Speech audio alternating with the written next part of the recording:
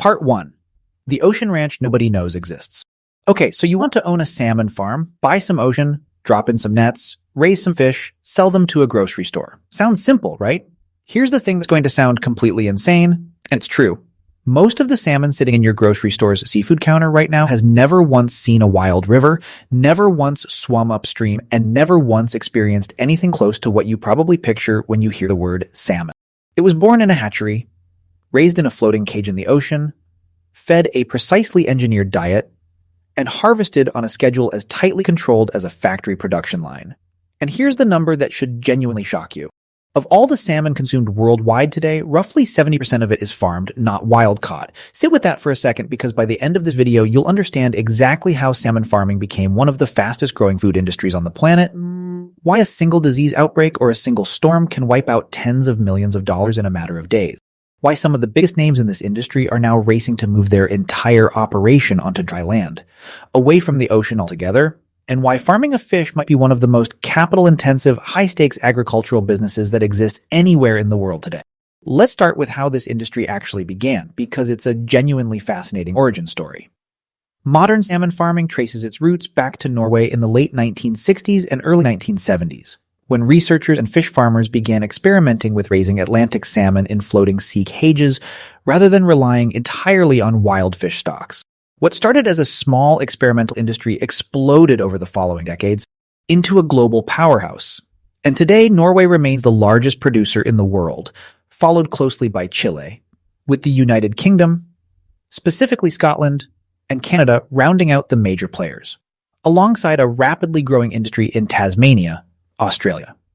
This is genuinely one of the few agricultural industries where the biggest players are spread across such different corners of the globe, all competing to fill the exact same grocery store shelves. So let's talk about what it actually costs to get into this business, because the range here is enormous, and the barriers to entry are honestly some of the steepest of any business we've covered on this channel. A commercial-scale open-net salmon farm, the traditional style involving large floating cages anchored in coastal waters, requires securing what's called an aquaculture lease or license from the government. And in many regions, these licenses are either extremely limited in number, tightly regulated, or, in some cases, no longer being issued at all due to environmental concerns, which we'll get into later. Assuming you can actually secure a lease, a single standard sea cage, the large circular net pens you might have seen in photos of coastal Norway or Scotland, typically costs $200,000 to $500,000 to install, including the netting, mooring systems, and feeding infrastructure. And a viable commercial operation typically requires a minimum of 6 to 12 cages working together as a single site. That's before the hatchery infrastructure, which is a completely separate and equally expensive piece of this business. Salmon don't start their life in the ocean cages. They begin in land-based hatcheries, where eggs are fertilized, hatched, and raised through their earliest life stages in carefully controlled freshwater tanks before being transferred to saltwater cages once they're large and hardy enough to survive, a process called smoltification. Building a commercial hatchery capable of supplying a mid-sized farming operation can cost anywhere from $5 million to $20 million, depending on scale and technology. Add in specialized vessels for feeding, maintenance, and harvest operations, processing facilities, and the actual cages themselves. And a fully vertically integrated mid-sized salmon farming operation routinely requires $30 million to $80 million in total startup capital. And the largest players in this industry, the publicly traded giants like Norway's Mowi, operate on a scale representing billions of dollars in total infrastructure and inventory value. This breaks into 3 tiers, similar to other capital-intensive ownership businesses we've covered. Tier 1 is the smaller regional operator, running a handful of sea cage sites, often family-owned, or a smaller independent company, competing primarily on regional or domestic sales rather than global export markets.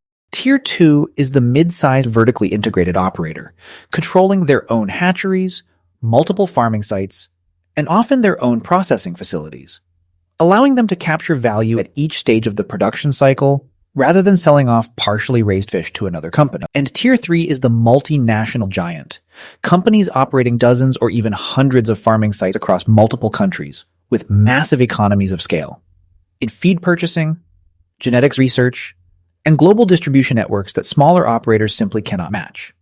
Here's a metaphor that captures the strangeness of this business perfectly.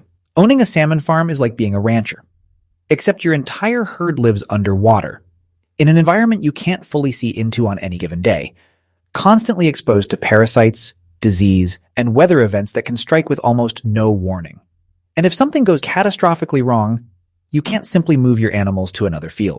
You're locked into a specific patch of ocean, at the mercy of currents, temperature, and marine conditions that shift constantly and that no amount of money can fully control.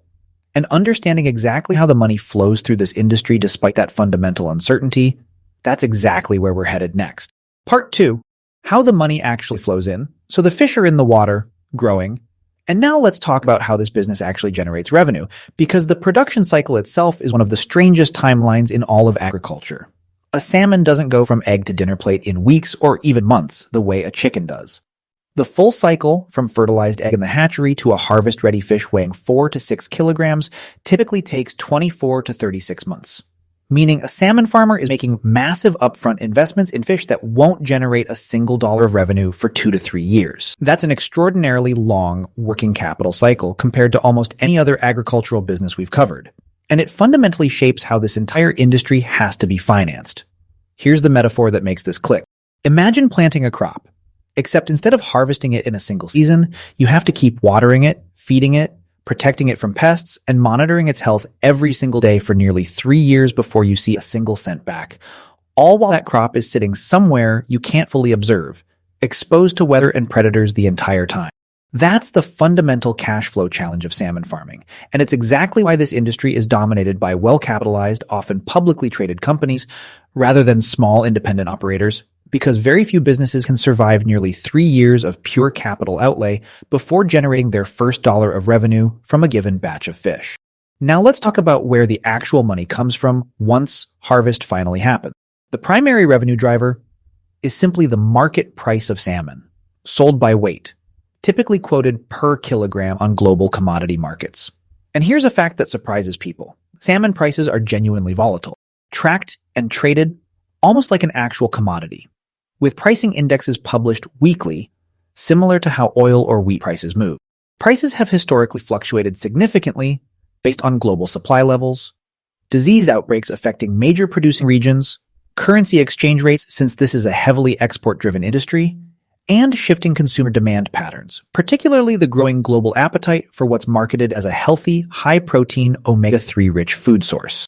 In strong years, farmed Atlantic salmon has fetched prices well above $7 to $8 per kilogram at the farm gate, while oversupply years or major disease events affecting competitor regions can push prices considerably lower, directly squeezing every producer's margins simultaneously, regardless of how well any individual farm is being run. For a mid-sized farming operation harvesting, say, 5,000 tons of salmon annually at an average price of $7 per kilogram, that works out to roughly $35 million in gross annual revenue. That's a genuinely substantial business.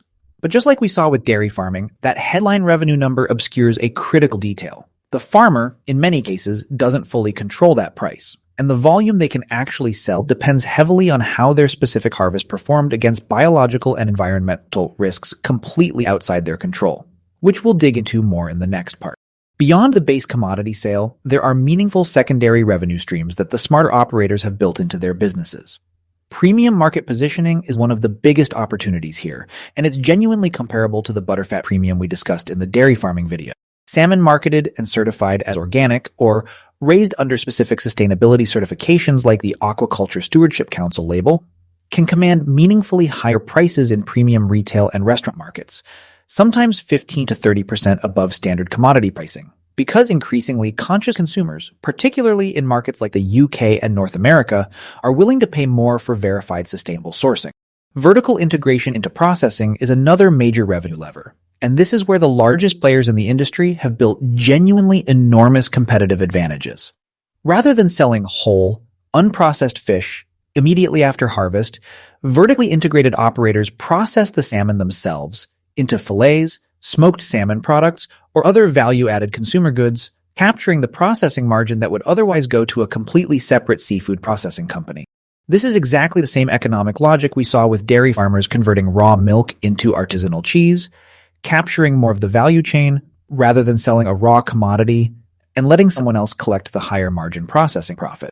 And then there's a revenue stream unique to this industry that most consumers never think about: genetics and broodstock sales. The largest, most established salmon farming operations have invested heavily over decades in selective breeding programs, developing fish genetics with better growth rates, improved disease resistance, and higher overall yield. Some of the largest companies in this space actually sell fertilized eggs and breeding stock to other farms around the world, turning their genetics research itself into a standalone, high-margin revenue line.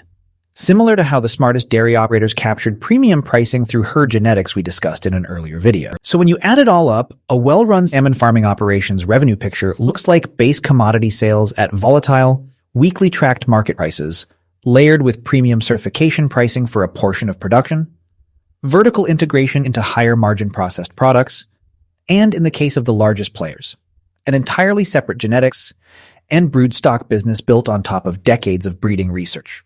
It's a genuinely sophisticated, multi-layered revenue model. But here's the uncomfortable truth that sets up everything we're about to cover. None of that revenue matters if the fish don't survive long enough to reach harvest weight, and in salmon farming, keeping fish alive for nearly 3 years in open ocean water is a far more precarious challenge than most people realize. Which raises the obvious question. If the revenue model is this sophisticated, where does all that potential profit actually get eaten away? That's exactly what we're breaking down next. Part 3. The daily grind. Economics. Alright, so we just established that a mid-sized salmon farm can generate $35 million or more in annual revenue. So where does it actually go? Because here's the number that should genuinely shock you. On a typical salmon farming operation, feed alone can consume 50 to 60% of total production costs, almost identical to what we found with dairy farming, except the ingredients here are far more expensive and far more exposed to global supply shocks than a bag of corn and hay ever could be. Let's actually understand what salmon eat, because it's genuinely different from almost any other farmed animal. Modern salmon feed is a carefully engineered blend, historically built heavily around fish meal and fish oil, meaning literally other smaller fish, like anchovies and sardines, caught specifically to be ground up and fed to farmed salmon. This has created one of the strangest supply chain dependencies in all of agriculture. The salmon farming industry's single biggest input cost is itself tied to another entire global fishing industry, complete with its own quotas, its own weather-dependent catch volumes, and its own price volatility driven by factors entirely outside any salmon farmer's control. In recent years, the industry has worked to reduce this dependency by blending in more plant-based proteins and oils. But fish meal and fish oil remain expensive, volatile inputs that can swing significantly based on wild fish stock health in completely unrelated parts of the world ocean. Here's a number that puts this in perspective. Feeding a single salmon from hatchling to harvest weight over that 2 to 3 year cycle can require multiple kilograms of feed per kilogram of final fish weight, and for a mid-sized operation raising several million fish simultaneously across multiple sites, annual feed costs alone can easily run into the tens of millions of dollars. And just like dairy farming, that feed cost doesn't pause for a bad revenue year. Fish need to eat every single day for the entire multi-year grow-out period, regardless of what salmon happens to be selling for that particular week. The second brutal cost category, and this is genuinely unique to salmon farming compared to almost every land-based agricultural business we've covered, is sea lice. Sea lice are small parasitic crustaceans that naturally occur in ocean environments. But the concentrated conditions inside open-net salmon farms create an environment where sea lice populations can explode dramatically, latching onto farmed salmon, feeding on their skin and blood, causing stress, disease vulnerability, and in severe infestations, significant mortality. Managing sea lice has become one of the single largest operational and financial challenges facing this entire industry. Treatments range from chemical treatments applied directly to the water, to mechanical removal systems, to introducing cleaner fish species like lumpfish or race into the cages, which naturally feed on sea lice attached to the salmon. Sea lice management alone can represent a meaningful percentage of total operating costs on a modern farm, and in severe outbreak years, some farms have reported spending millions of dollars on emergency treatment measures for a single site. Here's a metaphor that captures this perfectly. Imagine running a cattle ranch, except your cattle live in a shared communal water source with thousands of other cattle from farms you don't control, and a parasite that thrives specifically in that crowded water source can spread through your entire herd within days if you're not managing it constantly. That's essentially the sea lice problem, and it's a cost category that simply doesn't exist in dairy or poultry farming, making salmon farming's disease and pest management burden genuinely unique in scale and complexity. Mortality itself is the next brutal reality of this business, and it's simply a structural part of the industry that every operator has to budget for. Even in well-run operations, mortality rates from disease, sea lice, handling stress, and environmental factors can run anywhere from 10 to 20% or higher across the full grow-out cycle, meaning a meaningful percentage of the fish a farmer invests nearly 3 years of feed and labor into will never actually reach harvest and generate revenue at all. This baseline mortality rate has to be factored into every financial projection from day one, and unlike a factory that can predict defect rates with precision, biological mortality in an open ocean environment carries genuine unpredictability that can spike dramatically during disease outbreaks or extreme weather events. Labor and vessel operations round out the major cost categories. Unlike dairy farming, where the operation is largely land-based and accessible, salmon farming requires specialized marine vessels for daily feeding operations, net inspections, mortality removal, and eventual harvest, along with divers or remote-operated vehicles to inspect underwater infrastructure and net integrity. This maritime operational layer adds significant costs that a land-based farmer never has to consider: fuel for vessels, specialized marine equipment maintenance, and skilled labor trained in both animal husbandry and marine operations. A genuinely rare combination of expertise that commands premium wages in this industry. So when you stack it all together, feed at 50 to 60% of costs, and exposed to volatile global fish stock markets, sea lice management consuming a significant and unpredictable chunk of the budget. Baseline mortality rates of 10 to 20% eating directly into the fish that would have generated revenue, and specialized marine labor and vessel operations layered on top of everything else, you start to understand why salmon farming carries one of the more precarious cost structures in modern agriculture, despite operating in an industry with genuinely strong, growing global demand. And this is exactly the setup for the next part of this story, because understanding why experienced, well-capitalized operators still lose tens of millions of dollars overnight, sometimes from a single storm or single disease event, that's exactly where we're headed next. Part 4. Why the math still bankrupts experienced operators. Alright, so here's the question this video has been building toward. If salmon farming has predictable feed costs, manageable sea lice protocols, and a well-understood baseline mortality rate that experienced operators can plan around, why do even the largest, most sophisticated companies in this industry still occasionally lose tens of millions of dollars in what amounts to a single catastrophic event? The answer is that this business carries several genuinely unique catastrophic risk categories that simply don't exist in land-based agriculture, and any one of them, on the wrong day, can wipe out years of accumulated profit in a matter of hours. Let's start with disease outbreaks, because this is the risk category that has caused some of the most dramatic financial losses in the industry's history. Beyond routine sea lice management, salmon farms remain vulnerable to more severe viral and bacterial diseases, including infectious salmon anemia, a virus that can cause mass mortality events across an entire farming site once it takes hold, sometimes requiring the complete culling of every fish at an affected site to prevent further spread. Chile's salmon farming industry experienced a catastrophic infectious salmon anemia outbreak in the late 2000s that devastated the country's production for years, causing billions of dollars in losses and permanently reshaping how the entire global industry approaches biosecurity. Norway and other major producing regions have faced their own periodic outbreaks of various pathogens, and because farmed salmon are raised at high densities in shared ocean environments, disease can spread between neighboring farms, even ones operated by completely different companies, meaning an individual farmer's biosecurity efforts can be undermined by a poorly managed neighboring site they have no control over whatsoever. The second catastrophic risk is algal blooms, sometimes called red tide events, which represent one of the most sudden and devastating threats this industry faces. Certain types of harmful algae can bloom rapidly in coastal waters under the right temperature and nutrient conditions, and when these blooms occur near salmon farming sites, they can deplete oxygen levels or release toxins that kill entire pens of fish within days, sometimes even within hours.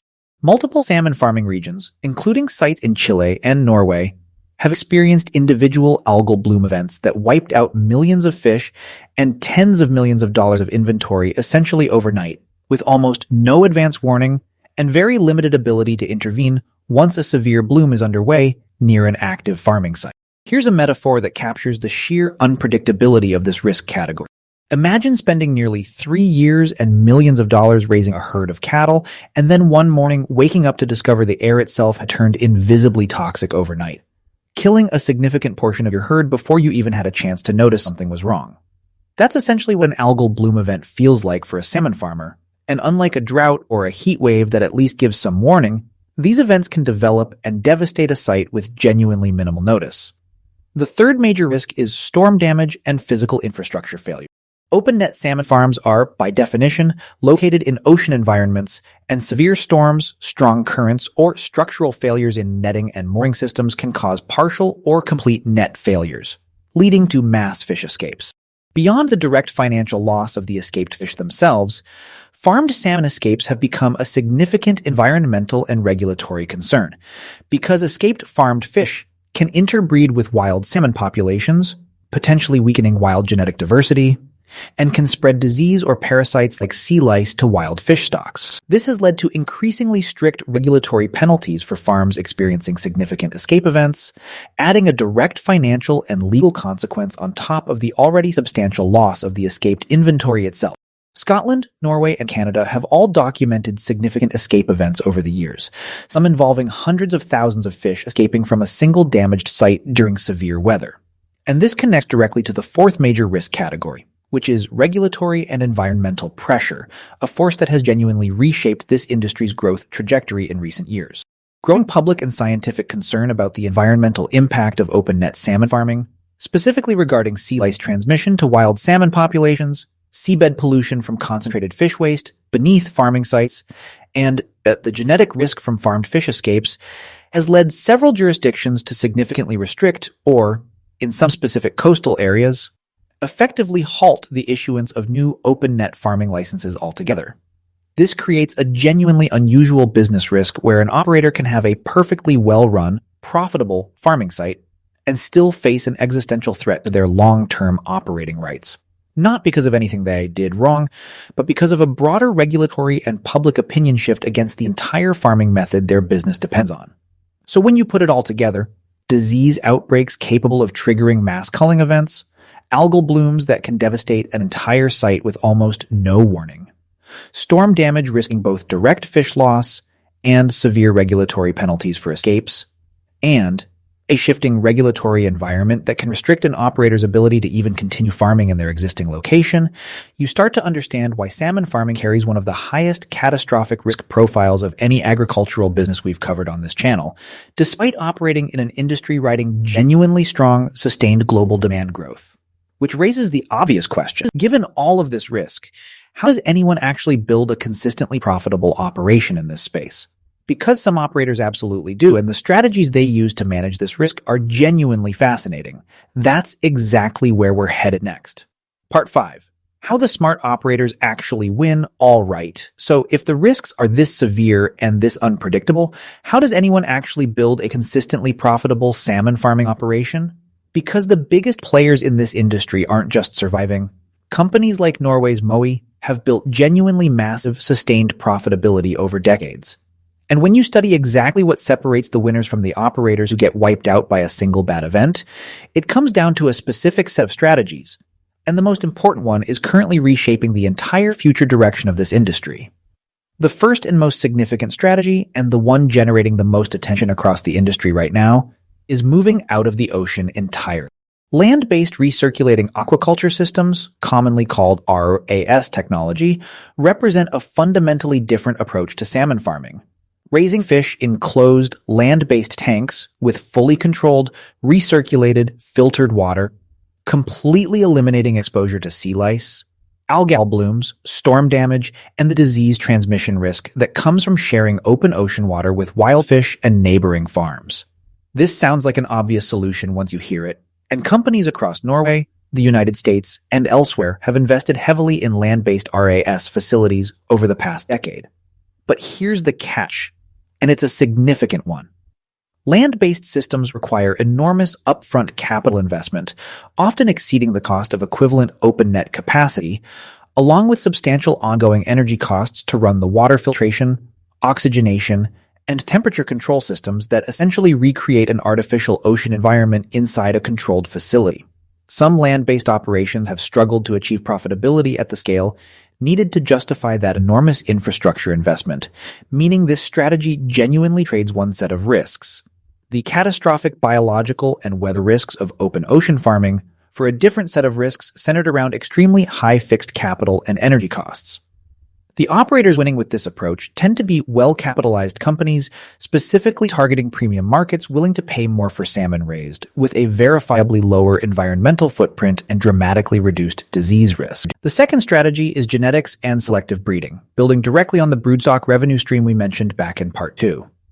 The largest, most established operators have invested decades and tens of millions of dollars into breeding programs specifically targeting improved disease resistance, particularly resistance to sea lice and the major viral pathogens that have historically devastated this industry.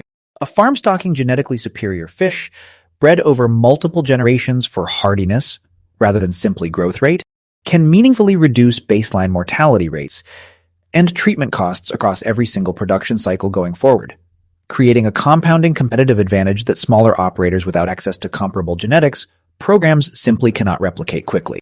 The third strategy is vertical integration and premium market positioning, essentially the same playbook we saw work so effectively in dairy farming. Rather than selling whole fish immediately at volatile commodity prices, the most successful operators control their own processing, moving product directly into higher-margin smoked salmon, portioned fillets, and other value-add consumer products, capturing the processing margin themselves. Combined with sustainability certifications that command premium pricing in increasingly conscious retail markets, particularly across the UK and North America, this strategy allows operators to partially insulate themselves from the pure commodity price swings that squeeze less sophisticated competitors during oversupply years. The fourth strategy is geographic and site diversification, spreading risk across multiple farming locations rather than concentrating an entire operation in a single site or region. Because disease outbreaks, algal blooms, and storm damage tend to be localized events, an operator running farming sites across multiple, geographically separated locations significantly reduces the risk that a single catastrophic event wipes out their entire annual production simultaneously. This mirrors exactly the kind of diversification strategy that separated resilient dairy operators from vulnerable ones in our earlier video, except here the diversification is geographic rather than purely financial. And the fifth strategy, which underlies all the others, is conservative financial structuring specifically built around this industry's unusually long production cycle. Because salmon farming requires nearly 3 years of continuous capital investment before a single fish generates revenue, the operators who survive multiple disease outbreaks or market downturns over a decade or two tend to share a common trait. They maintained substantial cash reserves and avoided over-leveraging expansion during strong price years, specifically because they understood that a catastrophic biological event isn't a remote possibility in this industry. It's a near certainty at some point across enough production cycles, and the operators who get wiped out are disproportionately the ones who had zero financial cushion remaining when that inevitable bad event finally arrived. Here's a metaphor that ties this entire strategy set together. Running a successful salmon farming operation is a bit like being a shipping company that also happens to be in the food business. Except instead of just weathering storms with your vessels, you're trying to keep an entire herd of animals alive through those same storms for nearly 3 years at a time, in an environment you can only partially control. The operators who thrive aren't the ones betting everything on calm seas lasting forever. They're the ones who diversified their locations, invested in genetics that make their herd more resilient, built financial reserves deep enough to survive the inevitable bad cycle, and increasingly, some of them are asking whether the ocean itself was ever the right place to farm salmon at all.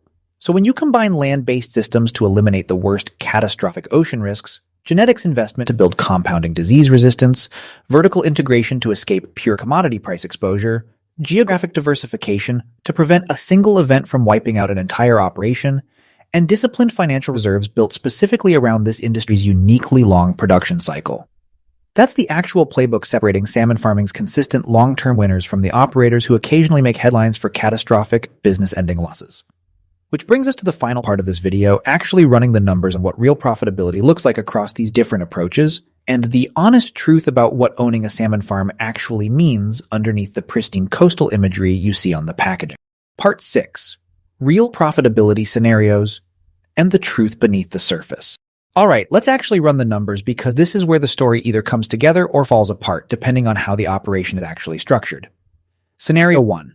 The small regional open net operator running a single site with 8 sea cages, harvesting roughly 1,500 tons of salmon annually at an average market price of $6.50 per kilogram, generating approximately $9.75 million in gross annual revenue from that single harvest cycle.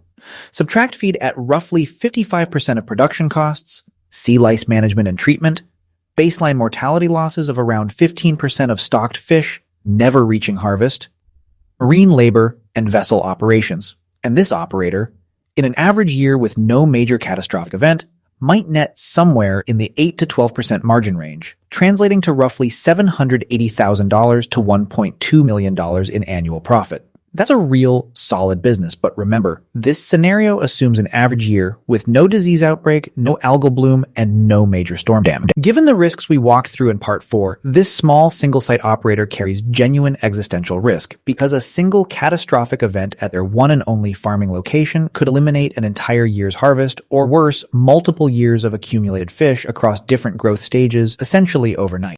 Scenario 2. The mid-sized, vertically integrated multi-site operator running 4 geographically separated farming sites, controlling their own hatchery and processing facility, and selling a meaningful percentage of production as premium, sustainably certified, value-added product rather than raw commodity fish. Total harvest volume around 8,000 tons annually, but with premium certified product commanding roughly 20% higher average pricing and processed products capturing additional margin, blended average revenue per kilogram might land closer to $8.50, generating approximately $68 million in gross annual revenue. With the diversification benefits of multiple sites significantly reducing the risk of a single catastrophic event wiping out the entire operation simultaneously, and vertical integration capturing additional processing margin, this operator might achieve margins in the 15 to 20% range in a strong year, translating to $10 to $13.5 million in annual profit.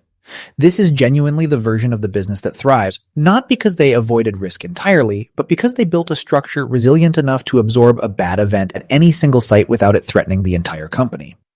Scenario 3, and this is the one representing the industry's future direction. The land-based RAS operator.